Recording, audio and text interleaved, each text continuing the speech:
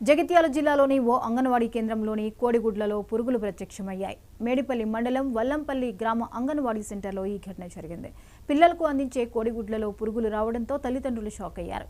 ఇదేనా చిన్నారులకు అందించే పౌష్టికాహారం అంటూ ఆందోళన చెందారు. అంగన్వాడీ సెంటర్కి వెళ్లి భాస్కర్ అనే గ్రామస్తుడు నిలదీశారు. అంగన్వాడికి మా పిన్ని ఫోన్ చేసింది మా ఇంటి పక్కన. నేను అంగన్వాడికి వెళ్ళి ఈ కోడిగుడ్లు తీసుకురావడం జరిగింది. దాంట్లో పురుగులు రావడం జరిగింది.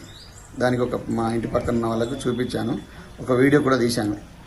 దాన్ని మేము ఎవరికి సహకరించాలో వాళ్ళకి సహకరించి పెట్టాను. మా వల్లంపల్లి గ్రూప్లో కూడా పెట్టాను. ఇంటికి వచ్చిన తర్వాత స్మెల్ రావడం జరిగింది. స్మెల్ ఎందుకు వస్తుందని చూసేసరికి దాంట్లో పురుగులు వచ్చాయి. దాన్ని ఒక వీడియో తీసా, మా ఇంటి పక్కన వాళ్ళకని అందరికీ చూపించాను, ఒక వీడియో కూడా తీశాను.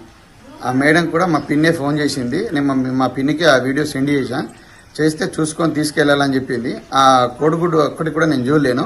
ఆమెనే 2 ట్రేలు పక్కకు జరిపింది, తీసుకొని వచ్చా. ఇంకా అందులో ఆ స్కూల్లోకి పోయినప్పుడు కూడా ఒక 50 కిలోల బస్తా కింద పెట్టాను.